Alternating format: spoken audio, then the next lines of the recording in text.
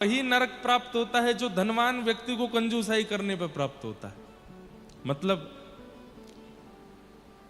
भगवान ना करे, मृत्यु के बाद यदि क्षण भर के लिए नरक जाना पड़ा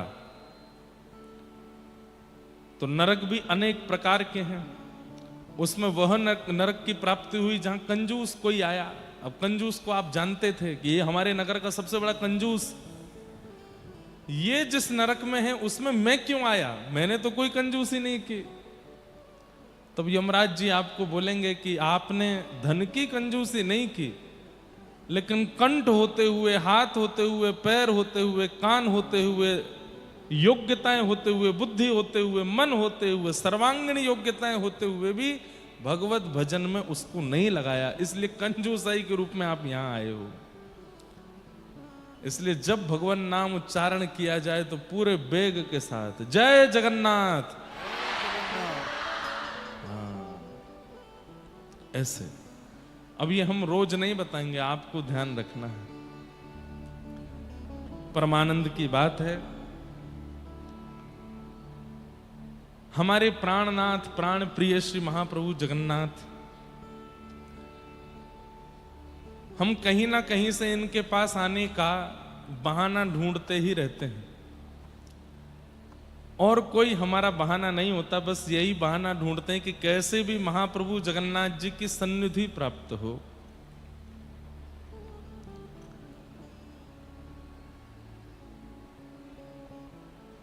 इन दिनों में भुवनेश्वर में पहले ही कथा निश्चित थी, आज से ही भुवनेश्वर में कथा होनी थी, और 26 तक कथा का क्रम था। फिर 27, 28, 29, 30 ये दिन हमारे खाली थे। 1 तारीख को 2 को विदेश यात्रा पर निकलना था। 29 को महाप्रभु जगन्नाथ जी की स्नान पूर्णिमा है, उनका जन्म नक्षत्र, जन्म तिथि है। महाप्रभु जगन्नाथ जी इस धराधाम पर स्नान पूर्णिमा के दिन प्रकट हुए। तो मन में भाव था भुवनेश्वर कथा करेंगे, 4 दिन फिर जगन्नाथपुरी में ही रहेंगे। और तब तो ये भी भाव था कि पुरी में ही रहेंगे, रोज पुरी से भुवनेश्वर कथा करने आया करेंगे। परंतु किन्हीं कारणोंवश वो कथा भुवनेश्वर नहीं हो पाई। अब हमारे पास तो कथाओं के क्रम आते रहते हैं, वहां कर दो, वहां कर दो, वहां कर दो। तो कथाओं के क्रम तो बहुत जगह के आए, लेकिन मैं प्रतीक्षा कर रहा था कि महाप्रभु जी के आसपास आएगी, वही कथा करेंगे इन दिनों में। भुवनेश्वर में नहीं तो कहीं पास ही होनी चाहिए। और तभी हमारे यहाँ कटक से संपर्क आया कि यहाँ कथा, पहले भी आए थे संपर्क कटक में कथा के, लेकिन तब समय नहीं बन पा रहा था। और हमारे जो सब कथाओं का क्रम देखते हैं, उनको पता, उनको याद भी नहीं था कि कटक से कोई कथा आई है। जब भुवनेश्वर की कथा पोस्टपोन हुई, ये समय खाली निकला, तो हमने कहा ये तो महाप्रभु जी से दूर ही हो जाएगी, बिना बहाने कैसे जाऊं। तो मैंने इनको याद दिलाया, मैंने कि कटक से फोन आया था कथा के लिए, वो वहां संपर्क करो। बोले हाँ वो तो अभी भी है। मैंने कहा वो उनको कह दो अगर ये 2-3 महीना में व्यवस्था बन जाए। संभवतः 2-3 महीने में ये अपना क्रम बना है ना, इतनी जल्दी क्रम बनता नहीं कथा का। लेकिन हमने कहा उनसे कहो कटक में कथा करेंगे, ताकि महाप्रभु जी का सानिध्य मिले। तो भुवनेश्वर नहीं तो कटक, महानदी के चारों तरफ से घिरे हुए इस पावन शहर कटक में हमारे पूज्य पिताजी महाराज तो यहाँ 3 बार कथा क्रम कर चुके हैं। लेकिन इतनी बार जगन्नाथपुरी आए, कटक कभी आए नहीं। तो इस बार ठाकुर जी ने कृपा करके दूर नहीं भेजा, कटक बुला लिया। वो बोले यहाँ कथा सुनाओ और प्रेम से हमारा सानिध्य अनुभव करो। तो पहले 60 किलोमीटर दूर कथा होनी थी, अब 90 किलोमीटर है, लेकिन है जगन्नाथपुरी के अंतर्गत ही। ये श्री क्षेत्र 120 किलोमीटर में फैला है, तो इसलिए कटक पुरी क्षेत्र में ही है। तो यहां कथा कहने के लिए आए हैं। बहुत आनंद का विषय है। खूब आनंद अगले 7 दिनों तक रहने वाला है। आज प्रथम दिन का सत्र है और पुरी धाम से महाप्रभु जगन्नाथ जी पधारे। आपका रोज श्रृंगार होगा, रोज नवीन नवीन श्रृंगार में ठाकुर जी दर्शन देंगे। एक दिन सोना भेज भी होगा, एक दिन ठाकुर जी का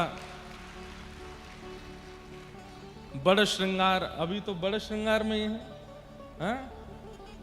चंदन लागी, अभी चंदन लागी वेश में। सब ठाकुर जी के श्रृंगारों का दर्शन हम लोग यहीं किया करेंगे। महाप्रभु जी पधारे हैं। आज भी कथा के बाद हम खीर चोरा गोपीनाथ बालेश्वर जाएंगे, वहां पहली बार वहां का भी दर्शन करके आएंगे। ऐसे अद्भुत ठाकुर जी यहाँ, हमें कभी कभी लगता है कि हमारे वृंदावन के ठाकुर ने 2 प्रांतों पर बड़ी कृपा की है भारत में। वृंदावन के ठाकुरों ने 2 प्रांत पर विशेष कृपा की। एक तो राजस्थान, वृंदावन के ठाकुर राजस्थान में भी खूब विराजमान हैं। श्री गोविंद देव जी, गोपीनाथ जी, मदन मोहन जी, विनोदी लाल जी, राधा दामोदर जी, अनेक ठाकुर राजस्थान में। और दूसरी कृपा आपकी उड़ीसा पर हुई है। यहां पर भी ठाकुर जी खूब सुंदर सुंदर रूपों में, भावों में विराजमान है। श्री साक्षी गोपाल भगवान वृंदावन से पधारे। खीर चोरा गोपीनाथ, टोटा गोपीनाथ, सब वृंदावन के ठाकुर यहाँ विराजमान। महाप्रभु जगन्नाथ कितनी कृपा करके यहाँ इस पूरे उड़ीसा क्षेत्र पर कृपा कर रहे हैं। तो ये सौभाग्य है आप लोगों का कि आप यहाँ रहते हैं, और सौभाग्य है हमारा कि हम कथा सुनाने आए हैं। 26 तारीख तक आप लोगों को यहाँ कथा सुनाएंगे कटक में, और फिर 27, 28, 29, 30 4 दिन श्री जगन्नाथ रसामृत कथा कहेंगे जगन्नाथपुरी उड़ीसा में। तो जिन लोगों को 7 दिन कथा सुनकर के मन ना भरे, वो फिर पुरी आ जाना। तो फिर 4 दिन पुरी में कथा करेंगे। लेकिन पूरी कथा में एक विलक्षणता है। 27 और 28 को कथा होगी, 29 को कथा नहीं होगी। 29 को महाप्रभु जगन्नाथ जी का स्नान दर्शन सब लोग करेंगे। आज ही मैं पढ़ रहा था स्कंद पुराण में, संभवतः हमारे पंडित जी ग्रंथ लेके नहीं आए होंगे मंच पे। उस ग्रंथ में आज ही मैं स्कंद पुराण के पुरुषोत्तम महात्म्य पढ़ रहा था कि महाप्रभु जगन्नाथ जी के स्नान दर्शन करने का फल अनेक हैं, लेकिन एक प्रारंभिक फल यह है कि पुनर्जन्म न विद्यते। उस व्यक्ति का फिर पुनर्जन्म नहीं होता जो एक बार महाप्रभु जगन्नाथ जी का स्नान देख ले। दूसरा, महाप्रभु जगन्नाथ जी स्नान वेदी पर विराजमान है, सुगंधित जल से उनका स्नान हो रहा है। उसका जो व्यक्ति दर्शन कर लेता है, तत्क्षण जन्म से लेकर के अभी तक हमसे जो भी ज्ञात अज्ञात रूप से महापाप भी बने होंगे, वे सब नष्ट हो जाते हैं महाप्रभु जी का स्नान दर्शन करने से। तीसरा, सुन करके तो आप आनंदित हो जाओगे। कई बार होता है कि इस जन्म के पाप तो नष्ट हो गए, लेकिन पूर्व जन्म के रह गए।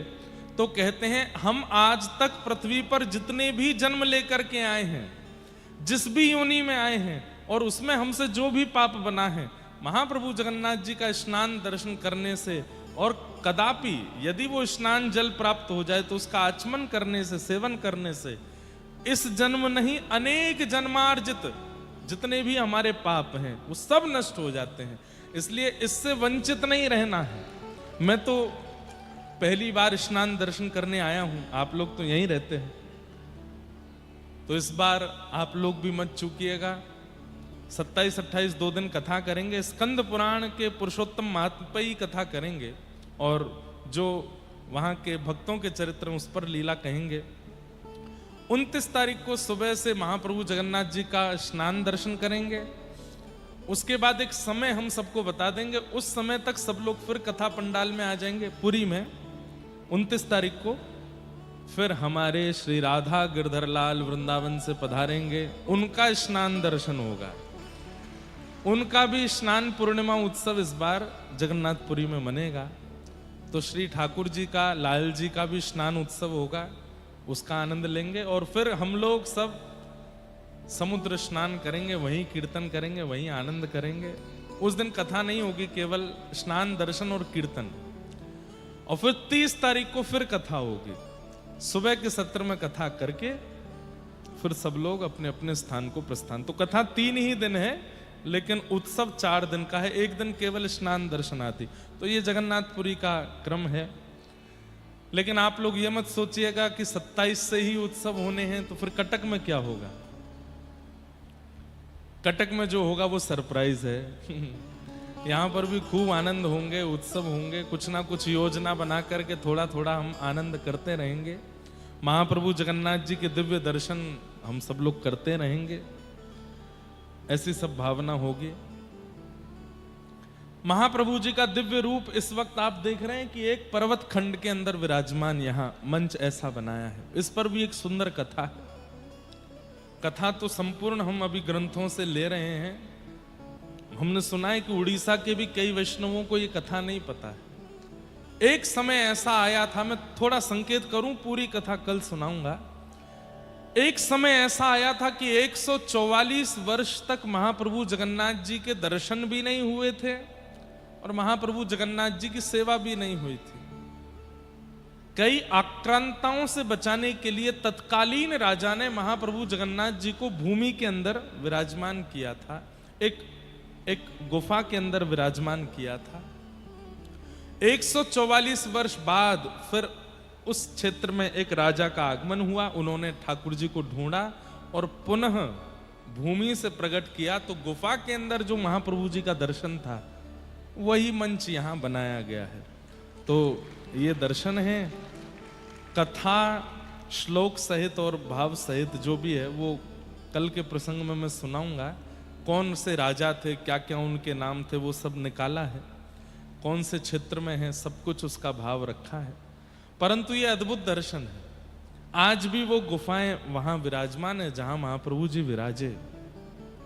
तो उसी भाव से इस बार सोच रहे थे कि उड़ीसा में कथा होती है। हर बार हम श्री मंदिर बनाते हैं, हर बार श्री मंदिर का। अच्छा, एक बात और, दुनिया के किसी कोने में कथा हो, आयोजकों की जिम्मेवारी है मंच बनाने की। लेकिन उड़ीसा में कथा होती है तो मंच में क्या बनेगा ये हमारी जिम्मेवारी होती है। ये हमको, मतलब हम अंतरंग रूप से बता रहे हैं कि हमको कितना प्रेम है यहाँ से, कि क्या बनना चाहिए, कैसे श्रृंगार हो, कैसे क्या, वो ऐसा रहता है कि ये दायित्व तो हमको दिया जाए, ये सेवा तो हमारी रहनी चाहिए। तो उसी भाव से महाप्रभु जी यहाँ विराजमान है। तो उसका दर्शन सब लोग कर ही रहे हैं। नित्य आप सब लोग 4 बजे तक यहाँ उपस्थित हो जाइए। 4 साढ़े 4 के बीच में कथा प्रारंभ होगी और जब तक ठाकुर जी की इच्छा होगी चलेगी। ठाकुर जी के नित्य मंगल दर्शन होंगे, आप सब लोग उसका अनुभव किया करना। अभी परसों इंदौर में भी कथा 1 दिन की थी और वहां कथा का जो क्रम था वो भी महाप्रभु जगन्नाथ जी की लीला ही था। तो वहां पर एक प्रसंग मैंने लिया था, ज्यादा देर तो नहीं, 1.5-2 घंटे का ही प्रसंग रहा था। सतयुग, त्रेता, द्वापर, कलयुग, 4 युग हैं और इन चतुर्युगों में हम सब लोगों के लिए अलग अलग धामों की प्रधानता है। सब लोग ध्यान से सुनो, इधर देखो, सावधानी से सुनो। 4 धामों में 4 स्थानों की 4 धामों की 4 युगों में अलग अलग प्रधानता है। जैसे सतयुग में प्रधान धाम है श्री बद्रीनाथ। सतयुग के लोगों को आज्ञा दी जाती है कि वे बद्रीनाथ का जितना दर्शन हो सके, जितनी ज्यादा बद्रीनाथ की यात्रा कर सकें, उतना करने का प्रयास करें। लेकिन त्रेता में प्रधानता हो जाती है दक्षिण भारत के श्री रंगनाथ भगवान की।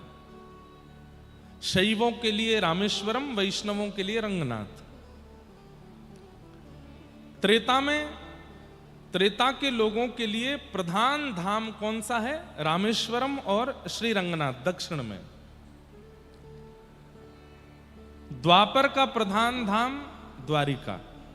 द्वापर के सब लोगों के लिए द्वारिका के दर्शन की बड़ी महत्ता है, पर कलयुग में श्री जगन्नाथ धाम। ताली तो आपने बजाई, पर क्यों है महाप्रभु जगन्नाथ जी कलयुग में प्रधान देव? इस पर चिंतन होना चाहिए, इस पर कभी कभी विचार होना चाहिए कि अभी कलयुग के, वैसे तो एक बात कहूं तो सतयुग में एक ही धाम का दर्शन है बद्रीनाथ, त्रेता में एक ही धाम का दर्शन है श्री रंगनाथ, द्वापर में एक ही धाम का दर्शन है श्री द्वारिका धाम। लेकिन कलयुग में हम लोगों के लिए इतनी प्रधानता कि हम चारों धाम के दर्शन कर सकते हैं, बद्रीनाथ भी, द्वारिका भी, रंगनाथ भी और जगन्नाथ भी। लेकिन प्रधान रूप से हम सबको आज्ञा है, कलयुगी जीवों को महाप्रभु जगन्नाथ जी का दर्शन करना ही है, अनिवार्य है। वर्ष में एक बार महाप्रभु जी के पास जाना ही है, ऑप्शनल नहीं है। इसमें आपके पास में ऑप्शन नहीं है कि जाएं नहीं जाएं, नहीं, जाना ही पड़ेगा। आप यदि कलयुग में जन्मे हो तो महाप्रभु जगन्नाथ जी को साल में एक बार प्रणाम करना पड़ेगा। क्यों?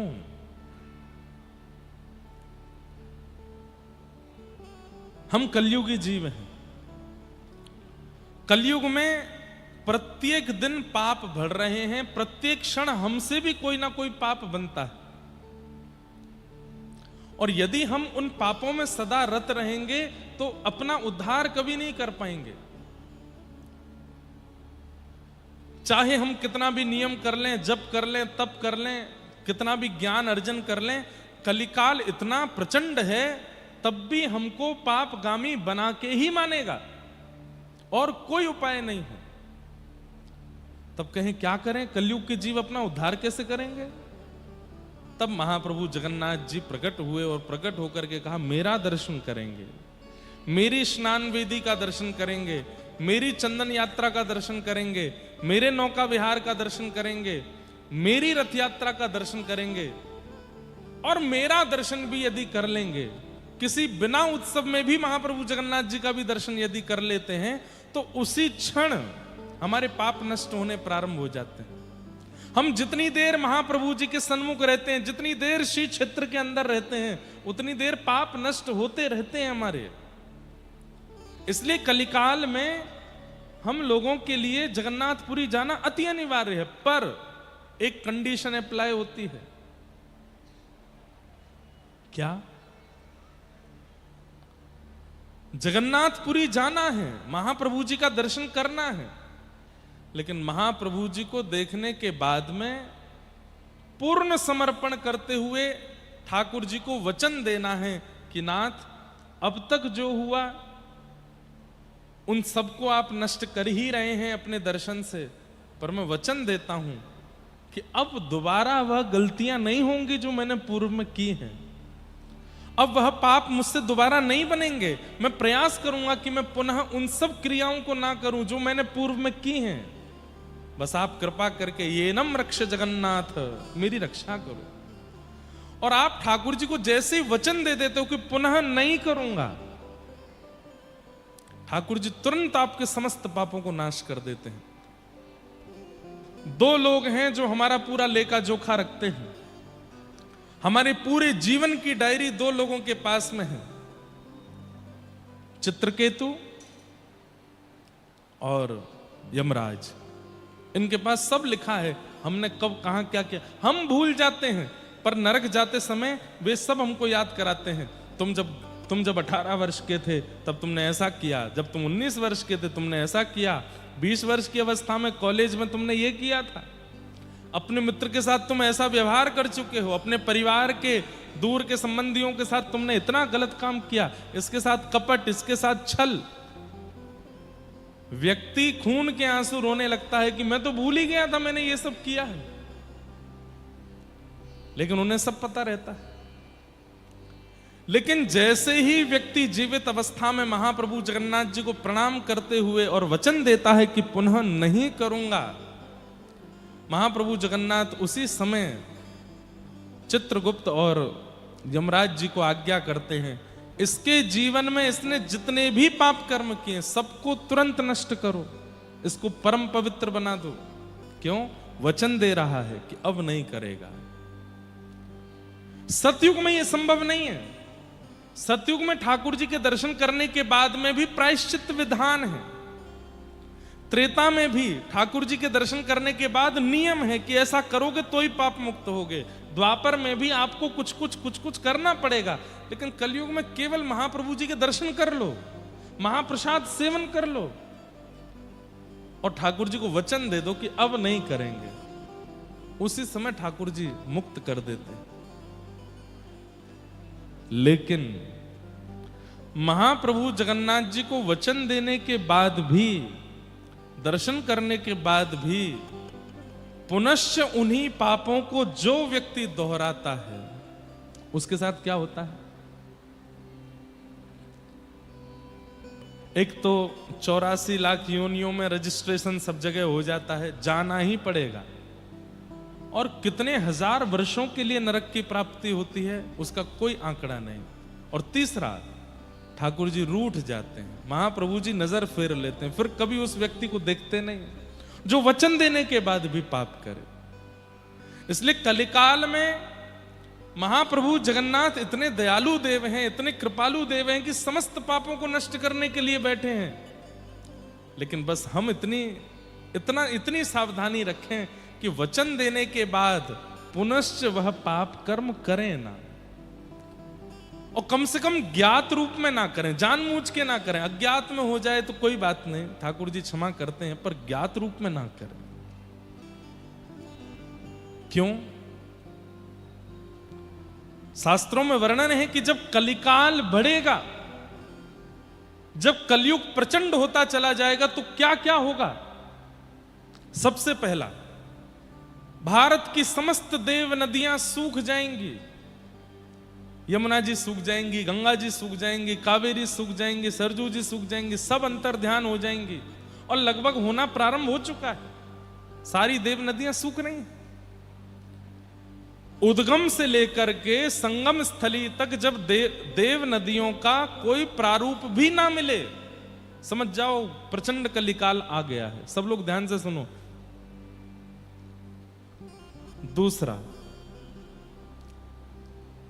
सारे धर्म स्थान, धर्मस्थली अपनी पुरातन स्वरूप को खोने लग जाएं। जो उनका पुराना स्वरूप है, जो उनका वास्तविक स्वरूप है, उस वास्तविक स्वरूप को जब धर्म स्थान, तीर्थ स्थान खोने लग जाएं, वे अपने रूप से विहीन होने लग जाएं, समझ जाओ प्रचंड कलिकाल आ रहा है। धीरे धीरे यह भी प्रारंभ हो गया है। अब तीर्थ स्थान, धर्म स्थान अपने स्वरूप को खोते जा रहे हैं। तीसरा, तीर्थ निवासी, धाम निवासी लोग भी तीर्थ और धाम में रहने का अभिमान करने लग जाएं, और उस अभिमान के कारण भगवत भजन भक्ति का त्याग कर दें, और सारी वो क्रियाएं करने लग जाएं जो महानगर के लोग करते हैं। खान पान की दूषितता, विचारों की दूषितता, कर्मों की दूषितता। अरे महानगर में रहने वाले लोग तो कुछ भी करते हैं, लेकिन धामों में रहने वाले भी यदि वही करने लग जाएं तो समझ जाओ कलिकाल प्रचंड हो रहा है। चौथा, भगवान के दिव्य धाम महानगरों जैसे बनने लग जाएं, और महानगरों जैसी व्यवस्था, दुर्व्यवस्था उन स्थानों में प्रकट हो जाए।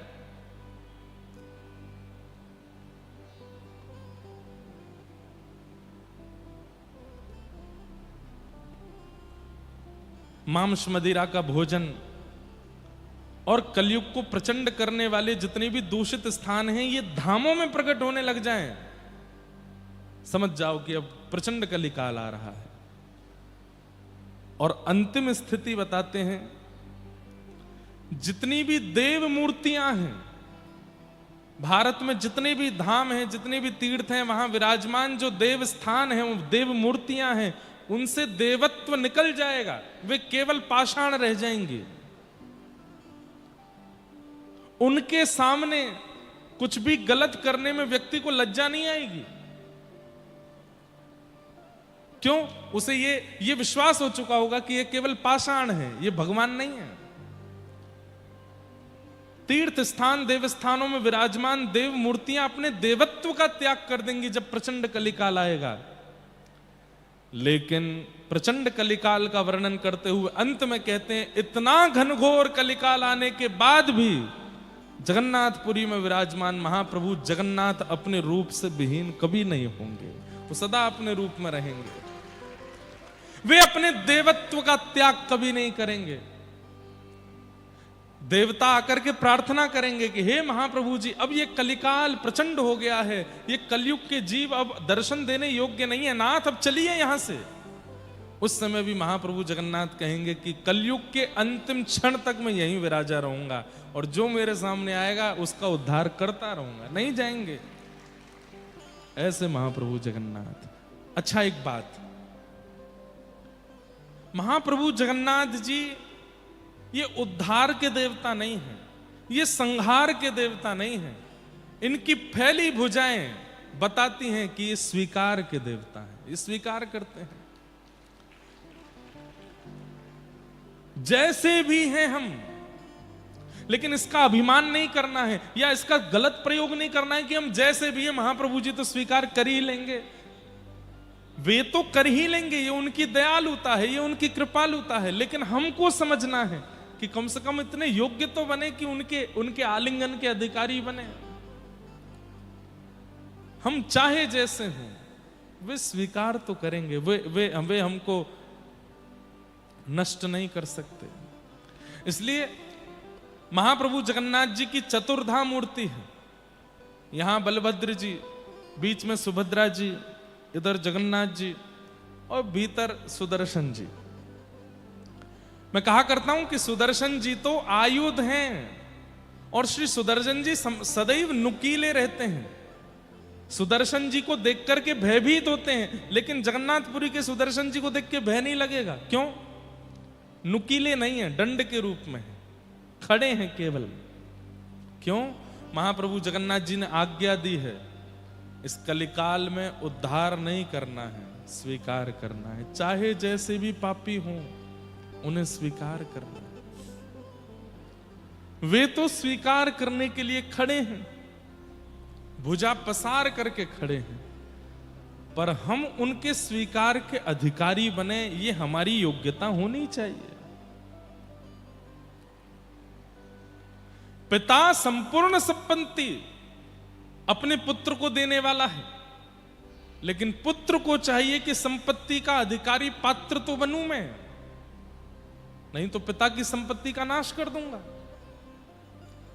ठीक वैसे ही हमारे जगत पिता जगन्नाथ भुजा पसार करके स्वीकार करने के लिए खड़े हैं, लेकिन अगर हम अयोग्य बनकर के गए, स्वीकार तो वो तब भी कर लेंगे, लेकिन अयोग्य बनकर के गए तो उस स्वीकारिता का जो परिणाम होना चाहिए वो प्राप्त नहीं कर पाएंगे हम। तो वे हमें स्वीकार करने के लिए खड़े हैं, उनके स्वीकार का अधिकारी हमको बनना है, और वो अधिकार हमको प्रदान करने के लिए श्रीमद् भागवत जी धराधाम में हैं। इनकी सन्निधि में रहकर के हम महाप्रभु जगन्नाथ के अधिकारी बन सकते हैं। ये तो उनकी कृपालुता है कि वे सबको स्वीकार करने बैठे हैं, पर हम अधिकारी तो बने।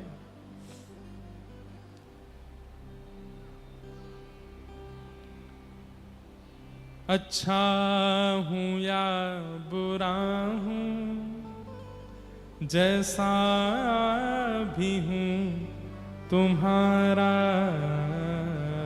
अच्छा हूं या बुरा हूं, जैसा भी हूं तुम्हारा, अच्छा हूं या बुरा हूं, जैसा भी हूं तुम्हारा, अच्छा हूं या बुरा हूं, जैसा भी हूं तुम्हारा, ठुकराओ ना मुझे अब, ठुकराओ ना मुझे अब, मैं चरणों में सर झुकाऊं, ठुकराओ ना मुझे, चरणों में सर झुकाऊं। हे प्रभु मुझे बता दो, चरणों में कैसे आऊं।